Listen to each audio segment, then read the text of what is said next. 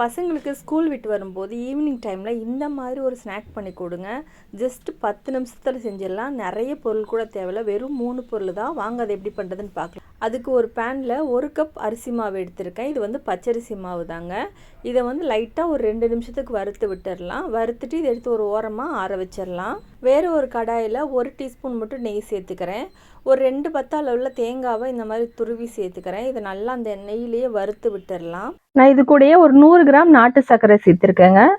நீங்கள் வந்து ஸ்வீட் அதிகமாக சாப்பிடுவீங்கன்னா ஒரு 150லேருந்து 200 கிராம் வரைக்கும் சேர்த்துக்கலாம். இது கூடயே நான் 1 கப் தண்ணி சேர்க்குறேன். எந்த கப்பில் அரிசி மாவு இழந்தனோ அதே கப்பில் தான் தண்ணி சேர்த்துருக்கேன். 1 கப் தண்ணி வந்து இது கரெக்டாக இருக்கும். பாருங்கள், இந்த அளவுக்கு கொதிச்சதுக்கு அப்புறமா நம்ம வறுத்து வச்சுருக்க அரிசி மாவையும் உள்ளே சேர்த்து நல்லா வறுத்து விட்டுடலாம். அப்புறம் அடுப்பை ஆஃப் பண்ணிடலாம். ஆஃப் பண்ணிவிட்டு இந்த சூட்லேயே இதை நல்லா மிக்ஸ் பண்ணி நல்லா கலந்து விட்டு எடுத்துக்கலாம். ஏன்னா அதுக்கப்புறம் நம்ம அடுப்பை ஆன் பண்ணி வைக்கணுன்றது கிடையாது. இது மறுபடியும் நம்ம அவிக்க தான் போகிறோம்.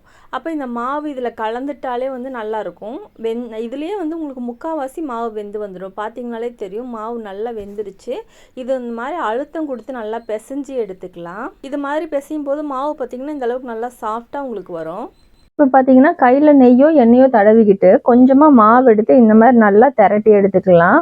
உங்களுக்கு எந்த ஷேப் வேணுமோ நீங்கள் அந்த மாதிரி பண்ணிக்கோங்க. நான் வந்து ரவுண்டில் பண்ணியிருக்கேன். பாருங்கள், இந்த மாதிரி கிராக் இல்லாமல் நீங்கள் நல்லா உருட்டி எடுத்துக்கோங்க. நான் இன்றைக்கி 2 விதமாக பண்ணியிருக்கேன். இந்த மாதிரி பிடி கொழுக்கட்டை மாதிரியும் பண்ணியிருக்கேன், இந்த மாதிரி பால் மாதிரியும் பண்ணியிருக்கேன். இப்போ இதை நம்ம 10 நிமிஷம் அவிச்சு எடுத்துக்கலாம். நீங்கள் இட்லி பாத்திரத்துலேயே வைக்கலாம், ஸ்டீமர்லேயே வைக்கலாம். நான் ஸ்டீமரில் தாங்க வச்சுருக்கேன். 10 நிமிஷத்துலேயே பாருங்கள் நல்லா வெந்துருச்சு. எவ்வளோ சாஃப்டாக இருக்குது பாருங்கள், நல்லா பந்து மாதிரி இருக்குது.